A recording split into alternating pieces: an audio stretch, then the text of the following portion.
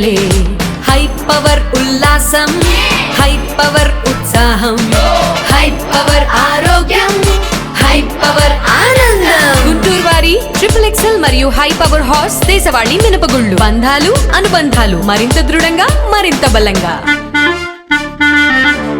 SC వర్గీకరణ విషయంలో YCP గోడవాటం పిల్లిలా వ్యవహరిస్తుందని మాజీ మంత్రి డొక్కా మాణిక్యవరప్రసాద్ ఆరోపించారు. ఎస్సీ వర్గీకరణపై వైసీపీ స్టాండ్ చెప్పాలని డిమాండ్ చేశారు. అసలు ఆ పార్టీ రాజకీయ పార్టీ కాదని అన్నారు. తన రాజకీయ జీవితంలో మోసపోయింది జగన్ చేతిలోనేనని స్పష్టం చేశారు. శుక్రవారం గుంటూరు నగరంలో ఏర్పాటు చేసిన మీడియా సమావేశంలో డొక్కా మాణిక్యవరప్రసాద్ మాట్లాడారు. ఈ విషయంలో ఆంధ్ర శశికళైన సజ్జల రామకృష్ణారెడ్డి మాదిగలకు అన్యాయం చేస్తాడని చెప్పారు. తనను పార్టీలోకి ఆహ్వానించి మోసం చేశారని వివరించారు. చివరికి కనకారావు మాదిగ చేత తనను తిట్టిస్తున్నారని మండిపడ్డారు. కనకారావు మాదిగ కష్టాల్లో ఉన్నప్పుడు తానే ఆదుకున్నానని గుర్తు చేశారు. ఎందుకు ఇలా మాట్లాడుతున్నారంటే ఇన్ని సంవత్సరాల నా రాజకీయ జీవితంలో మోసగించబడింది జగన్ చేతి. చీట్ చేశాడు జగన్ నన్ను చీట్ చేసినట్టుగా ప్రపంచంలో ఎవరు చేయరు. ఏదైనా జగన్ చీటింగ్లో దెబ్బడినట్టు నేనే.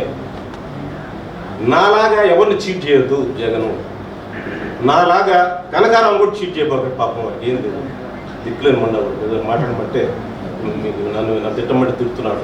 కానీ వాడికైనా సాయం చేయండి. ఆ సతలో ఇన్ఛార్జ్ చేయండి. అతనికన్నా సాయం చేయండి. ఇంకెవరికైనా ఉన్న వాళ్ళకి పాపం ఆ శైలజనాథ్ వాళ్ళందరినీ చీట్ చేయబాకండి. వాళ్ళందరూ చేర్చుకున్నారు. పార్టీలు మారుతున్నారు. మీరు మారేవాళ్ళని మీరు ఎందుకు చేర్చుకుంటున్నారు? మీరు చేర్చుకోబాగా ఒక తీర్మానం చేయండి. మీ పార్టీ దమ్ముంటే మీకు నా మీద నన్ను చూసి ఓటేస్తారు, నన్ను చూసి ఓటేస్తారని నీకు దమ్ముంటే మీ పార్టీ తీర్మానం ఇక్కడ నుంచి ఏ పార్టీ వాళ్ళని చేర్చుకోమని అని చెప్పండి. మీరు చూడండి.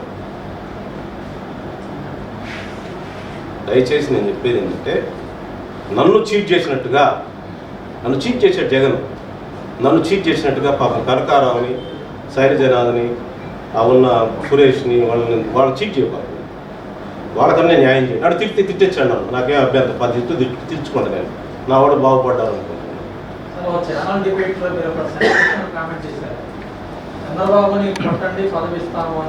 అవును, కష్టపెట్టారు.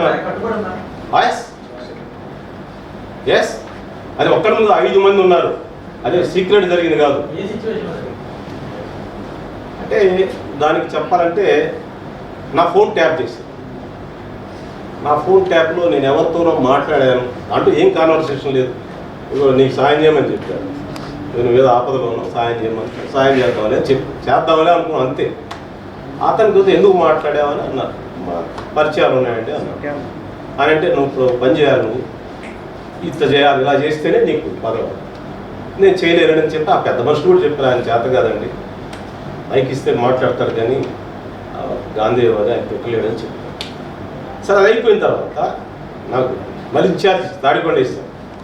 తాడికొండ వేసి అది ఇచ్చారా, మళ్ళీ పాపం ఇంకెవరికి ఇచ్చారు. అతను ఉంచారా, మళ్ళీ నాకు ఇస్తా ఉన్నాను.